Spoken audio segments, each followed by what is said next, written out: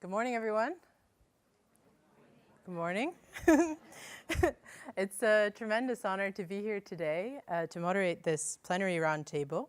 We're going to get right into it because we have a stacked agenda for this morning's discussion. We are going to cover two of the most important topics on the planet right now, which are first, the fate of the planet itself, and secondly, the fate of everyone on it, all in the next hour and 15 minutes. Actually, we have the whole day, so we'll just get things started. We have a very distinguished panel of eminent thinkers and doers here on stage today. All of the panelists are at universities, and all of the panelists are also deeply embedded in efforts to change the world, mobilizing their knowledge and their research into action and concrete change. And we have a room full of bright lights and brilliant minds who bring so much to this summit and to this session.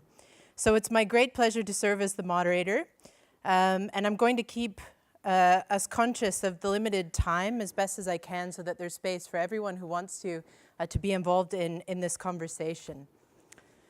Before I introduce our wonderful speakers and explain how our session will work, I'd like to just take a few moments to reflect on the theme of the panel. If, as Pierre said yesterday in his opening remarks, King's Transnational Law Summit is a laboratory, we need to begin our investigation today by getting our microscopes out and understanding the big picture of the problems that we face. And boy, where the trials of environmental and economic justice are concerned, we sure have problems. We have opportunities and prospects too, which our speakers will address. But just for a moment, let's think about the problems. What are the problems? Well, on the environmental side, we have a crisis. The Earth is in crisis. It's getting hotter. And as it gets hotter, we're faced with prolonged droughts, forest fires, rising seas, the extinction of species. The global environmental crisis has many signs, and those signs are everywhere around us, from industrial pollutants poisoning the seas, to plastic in the ocean and in our drinking water, to tropical forests being destroyed. And relatedly, billions of people who live on our planet are also in crisis. Their life chances are being stopped short by poverty, by food insecurity, by inadequate medical care. Signs of an escalating global economic crisis are everywhere. There's income inequality rising sharply. Employment is increasingly casual and hard to find. Forced labor, modern slavery are an endemic feature of many supply chains. Wages are stagnant, financial instability is persistent, and restrictive gender relations and sexual violence continue to limit women's opportunities in the workplace and at home. Meanwhile, corporate profits are at an all-time high, and the super rich own an almost unfathomable proportion of the world's wealth, which gets bigger all the time. As Pierre mentioned this morning in his opening remarks, I think that the summit is right to look at these crises together, the environmental and the economic, not only because poor and neglected populations are paying the highest price for the planetary crisis, but also because the richest people and businesses on the planet are profiting from that crisis in various ways. Some commentators like Naomi Klein have argued that we either need to solve both crises at once by rejecting capitalist economic systems that are heavily dependent on exploiting the planet, or that we will drift towards unparalleled catastrophe. And the point of saying all this isn't to be miserabilist about things, but it's to focus our attention on these big picture challenges and to remind us that we really do have our work cut out for us today at the summit. We need solutions to these intertwined crises, and time is of the essence. Which brings me to our distinguished panel. During this plenary session, we will debate the key obstacles standing in the way of environmental and economic justice in today's global economy and the pathways to achieving these. I've asked the panelists to speak to three questions. The first is whether there's a trade-off between growth and environmental sustainability, and whose responsibility it is to make economic activity sustainable. The second is why do we tolerate exponential increases in income and wealth inequality? And whose responsibility is it to make the economy fairer? And finally, what would environmental and economic justice look like? And how can they be achieved? So each panelist will speak for about 8 minutes. And then I'll open up to you all for a lively conversation about these issues. I'll now introduce all 4 panelists in the order that they'll speak, and then we'll go straight into the panelists' opening remarks. First, we have Guy Standing. Guy is a professorial research associate at SOAS, University of London. He's also founding member and honorary co-president of the Basic Income Earth Network, an international non-governmental organization that promotes basic income. Isabel Feichtner is professor of public law and international economic law at the University of Würzburg. Her research focuses on international economic law, transnational resource law, and the legal design of money. We also have Fritjof Capra, a physicist, educator, activist, and author of many international bestsellers that connect conceptual changes in science with broader changes in worldview and values in society. He is founding director of the Center for Ecoliteracy in Berkeley, California, and he is on the faculty also of Shoemaker College and serves on the Council of the Earth Charter Initiative. And finally, we have Mark Barenberg. Mark is Isidore and Seville Sulzbacher Professor of Law at Columbia University and is director of the Columbia Program on Labor and Political Economy. He has worked on international labor rights with local labor and community organizations, state and federal legislature, the Obama administration, and the United Nations. I could go on all day about our panelists and their accomplishments, but in the interest of time, I'll leave it with those short introductions and ask Guy to take us away. Thank you very much, and good morning to everybody. I'd like to begin by apologizing on behalf of John MacDonald, who's asked me to do this, the Shadow Chancellor, who was going to be a member of our panel. I've been helping prepare his remarks, so perhaps I can reflect on those during the course of our discussion.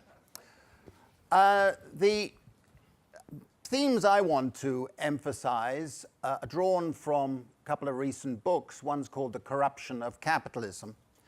And I think we were confronted with 4 questions, and I'd like to address the first of those first, which is, have we learnt any lessons from the financial crisis? And I think the first lesson that we should learn as progressive thinkers is that it marked the crisis point in the global transformation, to use Polanyian's framework, a Polanyian framework, and it reflected an end of what I've called the Faustian bargain. The Faustian bargain had propped up the income distribution system for 20 years of neoliberal experimentation, in which wages were stagnating and falling in all OECD countries, were being propped up with subsidies, tax credits, and things like that, during which millions of people went heavily into debt.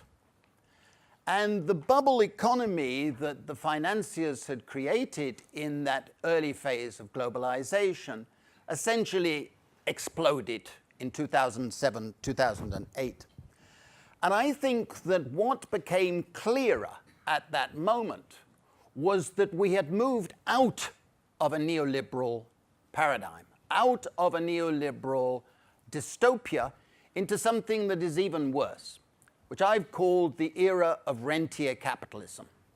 The returns to property, physical, financial, and most of all intellectual, so-called intellectual property, had been rising remorselessly, and the functional distribution of income globally and in every country had become increasingly regressive and unequal. The share of income going to capital had been going up, the share going to labor had been going down, but more interesting than that Piketty story was that the share going to the rentiers had been shooting up far faster and greater. And I think what had happened in that period leading up to 2007 is, under the hegemony of the United States, they had constructed a global architecture of rentier capitalism. And at the pinnacle of that architecture was WIPO, which, when I first went to work in Geneva in the United Nations, was a little nondescript organization down a side street. We used to laugh at it. But by 1994, it had become a major player in globalization. WIPO is the World Intellectual Property Organization. And with the passage of TRIPS in 1994, we had a sudden surge in intellectual property rights as a global phenomenon guided by the United States and its model of intellectual property rights. If you just take one stylized fact, before 1995, there were fewer than 1 million patents filed each year. 2016 marked the first year in history when more than 3 million patents were filed globally. And we now have a stock of 12 million patents in force around the world. In addition, we had copyright extended, industrial designs, trademarks extended, so it became a system cemented in intellectual property rights. And behind that, as I've documented, there were 3,200 trade and investment agreements in force. And these investment agreements were entrenching multinational capital rights over the citizens' rights. You can see it, you can document it, and the ISDS at the top is the most ridiculously illegal legal instrument ever invented since the Inquisition. But it operates in favor of multinationals. So you had a situation where this global architecture was erected in the interests of multinationals, and particularly the pharmaceuticals, the big tech, and software and Hollywood. And it is really ironic in 2018 that Donald Trump is going around castigating the Chinese for intellectual property theft, when that is precisely what the United States had been doing for 100 years, as Charles Dickens, if he was here, would be telling you loudly and clearly. So we've had this system which is now in crisis because the Chinese have become better at it than the Americans.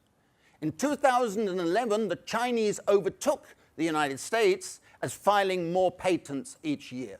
And now they're filing many, many more patents than the Americans are doing. So that's the first background context. We have actually seen something which is a paradox. While the rhetoric of free markets and neoliberalism has continued, we have actually seen the construction of the most unfree market system ever conceived. And I can document that and elaborate on that at length if necessary. But bear that in mind, because the rhetoric does not correspond to what the reality has been.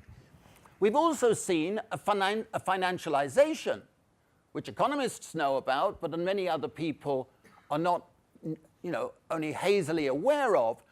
If you take just two stylized facts there, in 1980, finance was worth about 100% of US national income. Last year, it was worth 350%. In this country, in 1980, it was also worth 100%. Last year, it was 300%.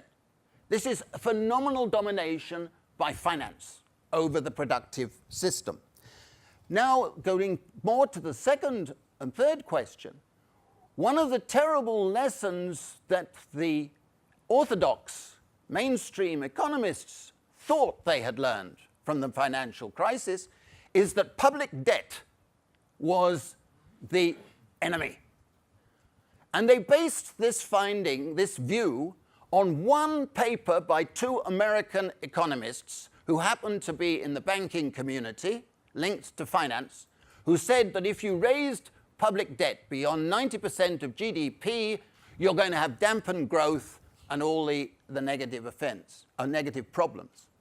So the George Osborne in this country, other finance ministers, all rushed and said, we've got to cut public debt. So we had ushering in a period of austerity, which is a euphemism for cutting public spending, cutting social benefits, cutting expenditure on the commons, on all our facilities and amenities and the way we enjoy life in society, because public debt had to be cut.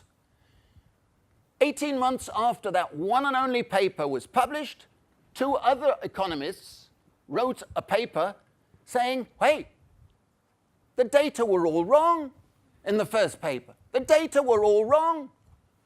Subsequently, the people who'd written the first paper came out and said, oops, yeah, they're all wrong. But by then, the austerity logic was running its course. There's no mea culpa. They've continued with this, which was based on faulty analysis, which they ideologically wanted to accept. Now, growth has ceased to be the answer to economic problems or social problems. Growth, if you maximize growth, two things happen. You accelerate resource depletion, you accelerate the externalities, all the things that you were talking about, and you boost jobs without boosting incomes. So what we've seen in many countries is employment has gone up. Keynesians would be very happy. Unfortunately, wages have not gone up. They've continued to go down in many countries. So you see that growth is neither the answer to an economic problem nor an ecological problem. And behind that scene, and this has been the subject of my books, there's a new global class structure which has taken place. That global class structure has a plutocracy which is managing the global strategies and corrupting democracy, and way below is a new precariat. I believe the precariat is going to be the new progressive force.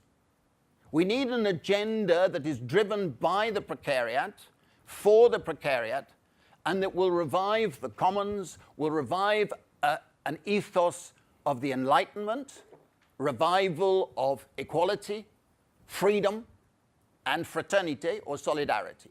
That's the nature of the crisis. At the moment, we are still in a very dangerous moment.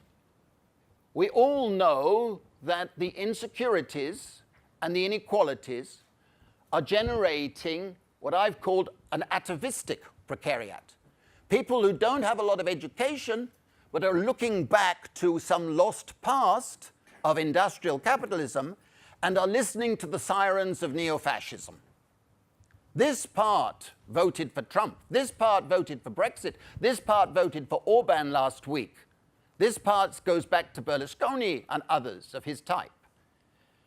We are in a dangerous point because they could win politically. But the progressive part of the precariat, the young, the women, the disabled, the migrants, this part is looking for a new progressive agenda. And I believe that that part is growing, and they're listening and developing their own voices for a new progressive agenda. That is what we should be thinking about. And that is why I'm so delighted that this inaugural summit is taking Hannah Arendt as its steering light. I don't particularly like this quotation that's been up there, but Hannah Arendt's Human Condition made a critical distinction which all people who are interested in ecological issues, all in egalitarian issues and so on should be fostering and shouting about. A distinction between work and labor.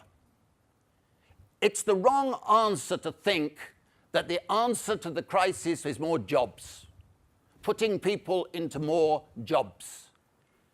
What about all the forms of work that we need to nurture, we need to do? The caring for our relatives, the caring for our community, the voluntary work, the community work, the political work.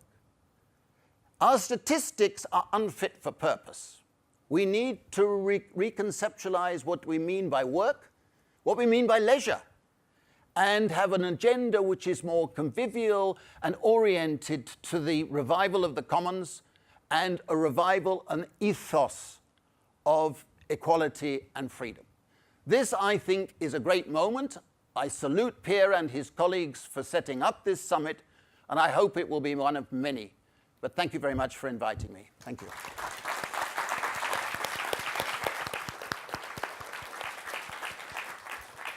Thank you, Guy.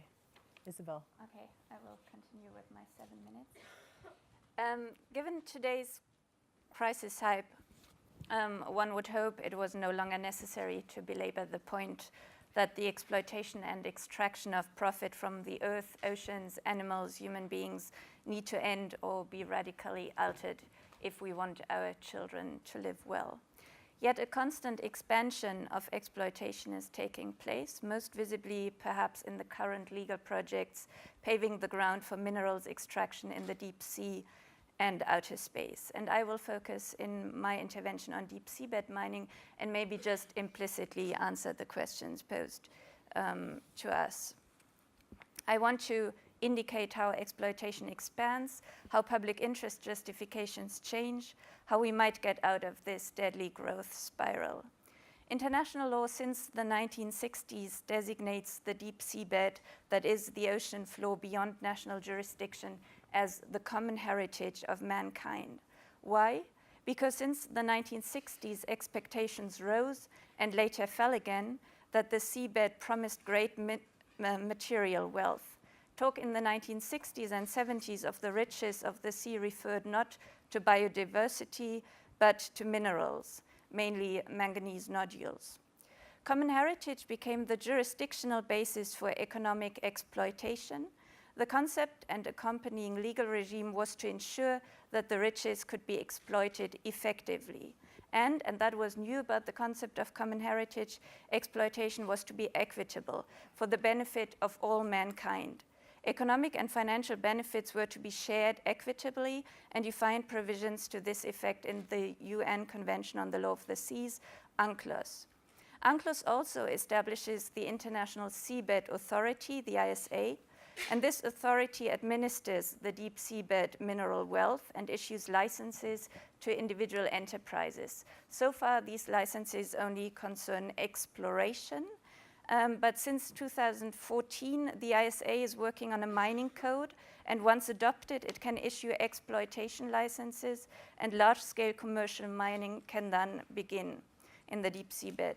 And there exists significant political and commercial interest in such mining. So G7 and G20 declarations call on the ISA to complete its work. The Canadian Seabed Mining Corporation, Nautilus Minerals, Inc., proudly presents its monster mining machines. You might have seen pictures of those.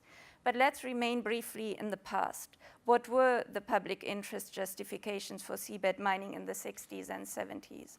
One was industry supply. Industrialized states, post-colonialism, increasingly worried about access to raw materials. Another was redistribution. Newly independent states wanted to reduce global economic inequality, and the seabed riches promised an abundant source of revenue for redistribution. Finally, newly independent states also sought to actively shape political economy to reshape raw materials markets for greater international equity. Now, where do we stand today? What has come of these public interest justifications? Supply security is once again high on the agenda given strong local resistance against resource extraction. Yet what figures even more prominently today is economic growth, as you said. Governments want to activate the oceans as a motor of growth. Cases in point are the EU's Blue Growth Initiative or the African Union pushing for a blue economy as, and I quote, the new frontier of African Renaissance. What is ingenious about economic growth as public interest justification, it makes conflict disappear, in particular conflict between private interests and public interests. It's a win-win situation as long as profit trickles down. What about redistribution? Still in the 1980s, the Brandt report saw seabed mining as one autonomous source of development finance. No one today, I believe, harbors any hopes that substantial revenue will be garnered for redistribution from seabed mining. Why? Commercial enterprises shall not be disincentivized to invest in seabed mining. Thus, they expect a certain rate of return given uncertainties, risk, etc. in these uncharted waters. Substantial royalty payments would diminish the rate of return. Therefore, they must be kept low if one aims to promote growth from seabed mining. An important consequence is the following. Developing countries increasingly act as sponsoring states for seabed mining enterprises. State sponsorship is required by UNCLOS. Developing countries are attractive to companies because under this legal seabed regime, they have preferential access to so-called reserved areas. Thus, for example, the small Pacific island state of Nauru has become a sponsor to a subsidiary of Nautilus, the Canadian mining corporation, the hope being to join in some of the corporation's profits. As a result, Third World solidarity, which was strong in the negotiations of UNCLOS in the 1970s, gives way to increasing competition among states. Competition to appear as attractive jurisdictions, some say jurisdictions of convenience, for transnational corporations seeking to make profit. What has become of common heritage? Remember, one of its dimensions is the equitable sharing of benefits. Here too, an interesting reinterpretation is taking place. More and more common heritage is associated with environmental protection. Awareness rises as to the potential harms of seabed mining. Pressure increases for safeguards. Proposals now include the establishment of an environmental liability fund. Miners would have to pay into such a fund. This means the expected rate of return decreases. In turn, royalties once more are adjusted downwards. The result, the aim of environmental protection, is played off directly against the redistributional objective. What do we make of this? My general conclusion is that we need to reconsider value. In the deep seabed regime, value is at the moment directly linked to profit. Yet profit is often not a good indicator of valuable economic production. What constructive action might be taken? My first suggestion, implement other signifiers of value. If we value the oceans, rights might be a better form to represent this value, as they may curb economic expansion into the oceans. Second suggestion, work on institutional arrangements that delink economic production from profit, that better align economic activity with value production. And this means, first and foremost, I believe, redesigning institutions of money and finance. And we'll have a workshop on this later.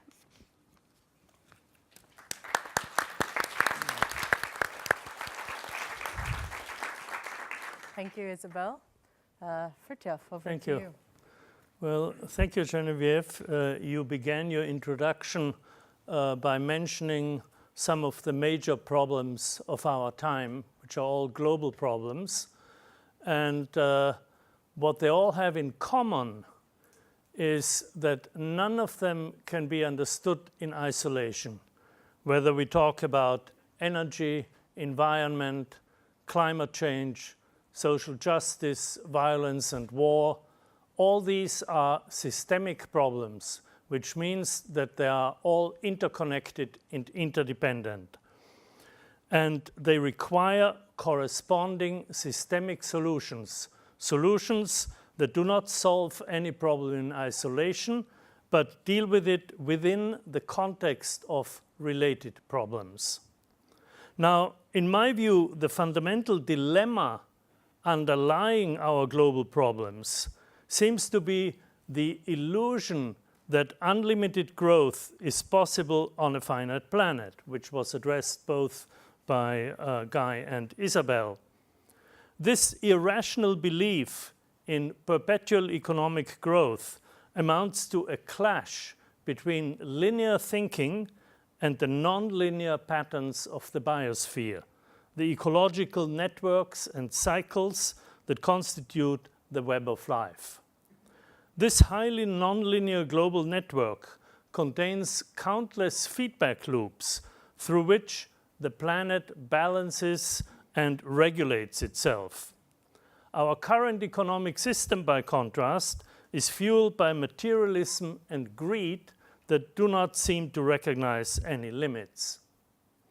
Economic and corporate growth are the driving forces of global capitalism, the dominant economic system today. And at the center of the global economy is a network of financial flows which has been designed without any ethical framework. As Dr. Ebadi put it last night, only trade has been globalized, values have not. In fact, social inequality and social exclusion are inherent features of economic globalization, widening the gap between the rich and the poor and increasing world poverty. In this economic system, perpetual growth is pursued relentlessly by promoting excessive consumption and a throwaway economy that is energy and resource intensive, generating waste and pollution, and depleting the Earth's natural resources. Moreover, these environmental problems are exacerbated by global climate change, caused by our energy-intensive and fossil fuel-based technologies. It seems then that our key challenge is how to shift from an economic system based on the notion of unlimited growth to one that is both ecologically sustainable and socially just. No growth is not the answer, in my view. Growth is a central characteristic of all life. A society or economy that does not grow will die sooner or later. However, growth in nature is not linear, nor is it unlimited. While certain parts of organisms or ecosystems grow, others decline, releasing and recycling their components, which become resources for new growth. This kind of balanced, multifaceted growth is well known to biologists and ecologists. I call it qualitative growth, to distinguish it from the concept of quantitative growth measured in terms of this undifferentiated index of GDP used by today's economists. In fact, most of what is called growth today is waste, which means that we have an economics of largely waste and destruction. Qualitative growth, by contrast, is growth that enhances the quality of life through generation and regeneration.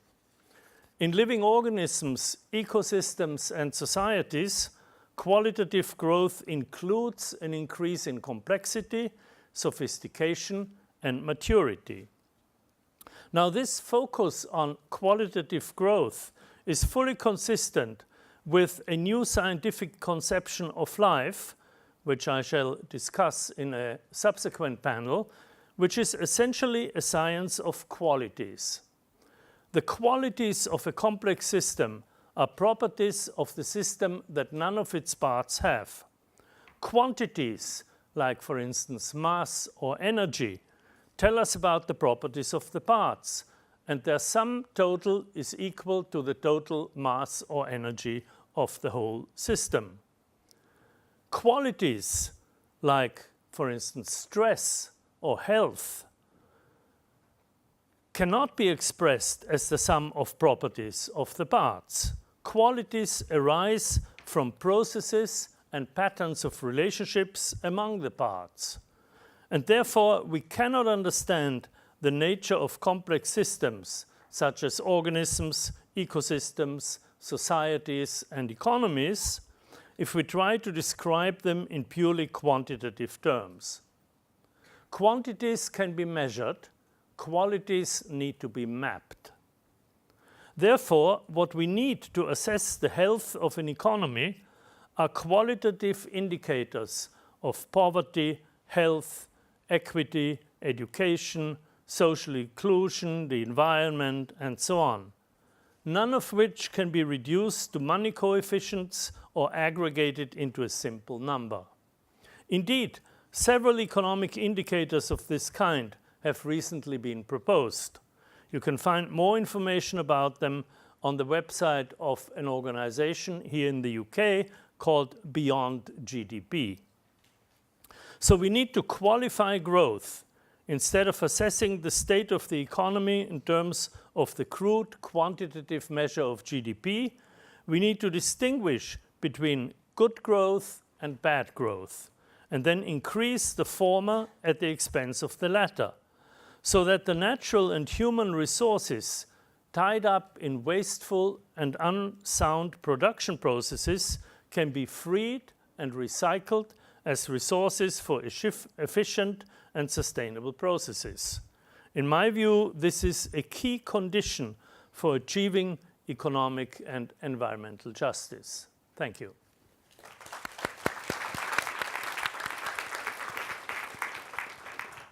Thank you so much, Fritjof. Mark? Thanks, Genevieve. It's a real honor to be on this panel and alongside some of my heroes. And it's an honor to have the chance to speak to all of you. Thanks for coming. So we've got some urgent problems on our hands. Global warming, exploited and insecure labor, racial and sexual domination, financial instability, control of government by corporations and the rich, sometimes under the cloak of ethno-populism. I want to make 3 points about tackling these problems from the point of view of lawyers who are both theorists and activists. And I'll continue the themes of the other speakers, but from that point of view. First, it's useful to view these problems as embedded in contemporary capitalism. But there are multiple anatomies of capitalism that interact within each country where we work and globally. People like to put one adjective in front of the word capitalism, and each adjective corresponds roughly to one major social problem and to one of the capitalist anatomies. Carbon capitalism, precariat capitalism, racialized capitalism, finance capitalism, surveillance capitalism, and so on. And each anatomy is a useful concept, but the overall anatomy of capitalist institutions within each country is made up of several of those capitalist anatomies. Like overall human anatomy is made up of skeletal anatomy, muscular anatomy, respiratory anatomy, and so on. Diagnosis and repair of one anatomical system has to take account of interactions with the others. And the interactions, the logic and the politics of the interactions among the different capitalist anatomies are critical to the particular mix of different urgent problems in each country and critical to how we might tackle the problems in each country.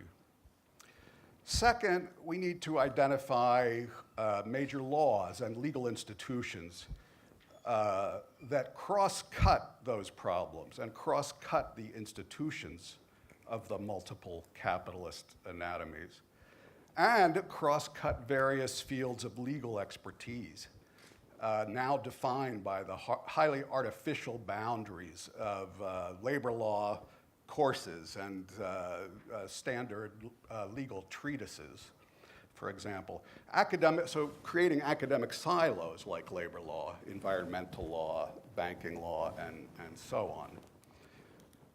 The point is that cross-cutting laws that we can identify, they often have deep consequences in multiple legal subject areas.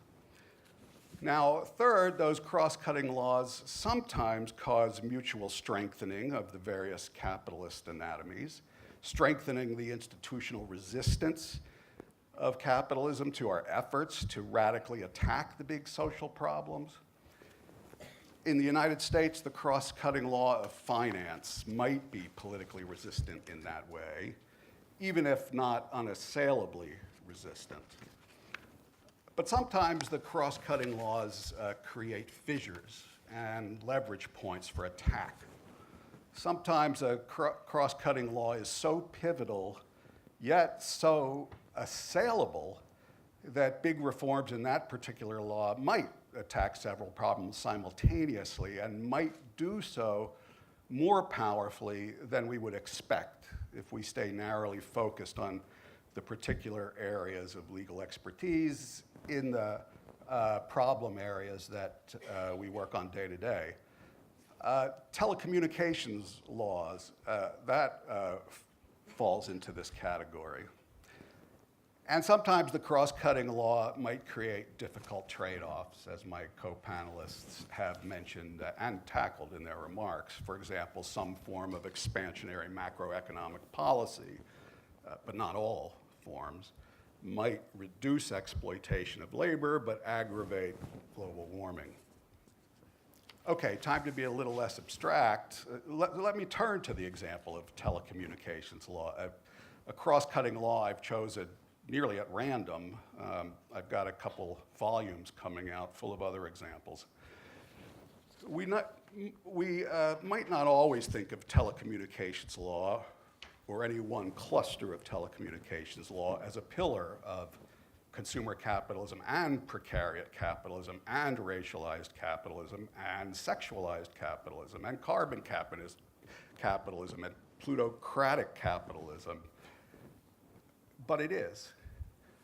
Consider the brute fact that telecommunications law privileges business models of media, old and new media, that are financed by corporate advertising rather than by dues-paying popular organizations or by taxes or by subscription. Advertising was the master of radio and then of broadcast television and now of the internet. A cluster of telecommunications laws encourages that.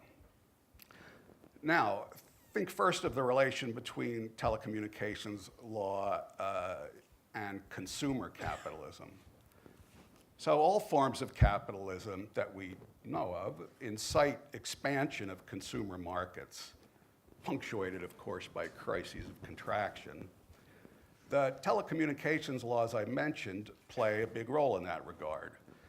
Advertising converts discretionary spending on particular advertised goods into spending that feels necessary, spending that's painful to reduce. And that's a reply to the Arendt quote that you see. The greater workers feel the compulsion to spend, the more compelled they feel to take jobs that they're handed or to take multiple lousy jobs, so precariat capitalism gets worse. But each advertisement is also implicit propaganda for corporate capitalism as a whole.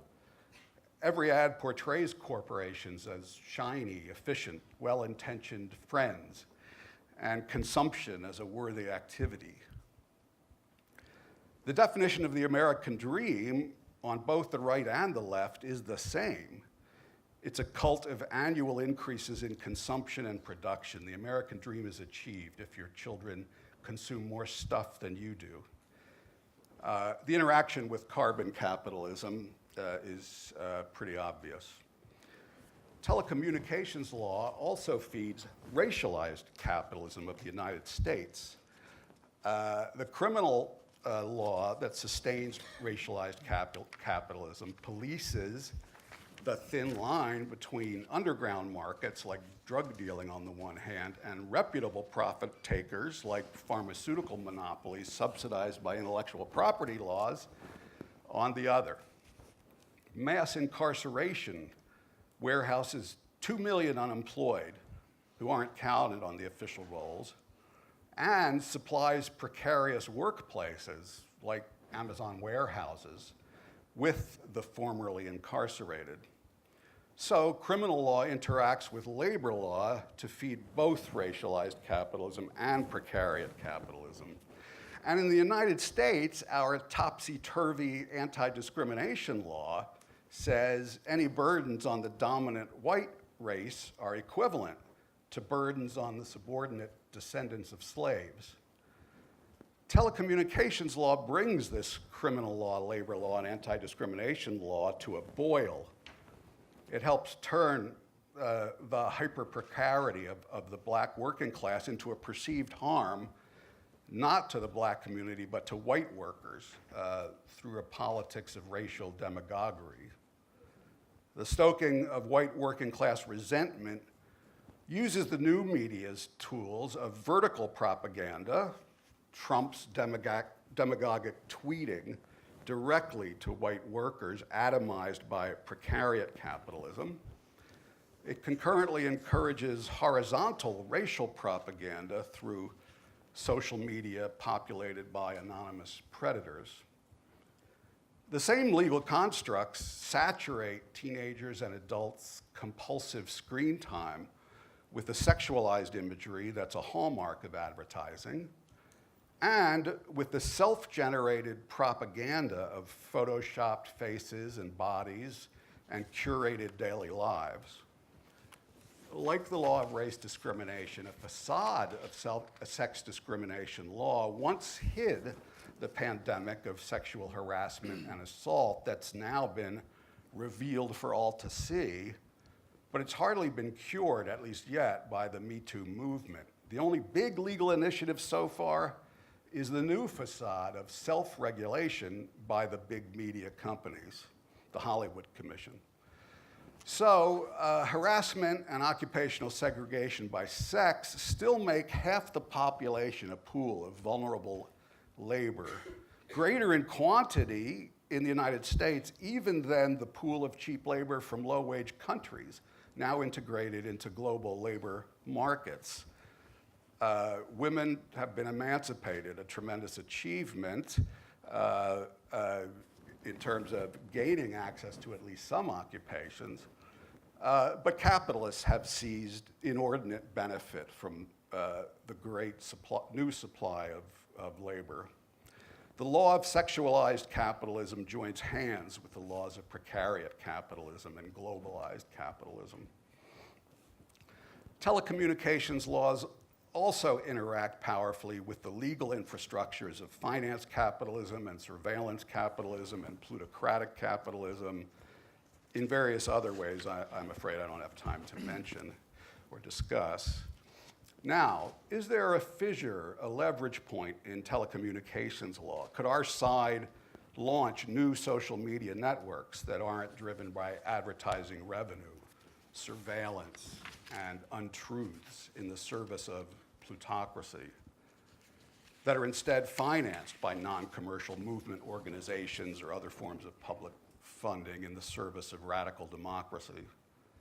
Could we use law to radically change the balance between non-commercial popular media and saturation by media advertising with all its baleful effects? Even this late in the game, it could still happen if, as with all radical change, a movement from below disrupts existing institutions. So as daunting as it may be, my major point again is that specialized focus on the silos of workplace law, environmental law, financial law, criminal law, quite often may not give us effective solutions to our biggest problems, since some of the laws that are most important for these problems have vital consequences that cut across legal fields conventionally defined.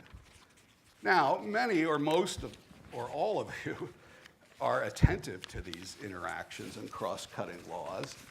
I simply want to encourage us to systematically and constantly look for those interactions inside and outside our own fields where we may be focused day to day, and inside and outside of the urgent problems that might at any moment preoccupy our studies or our activist campaigns. Of course, this kind of radical thinking pays off only if it's done in tandem with people mobilizing from below, and if our newly designed legal institutions themselves promote continuous mobilization as well as attacking, and while attacking our urgent problems. That's for another talk. Thanks for listening.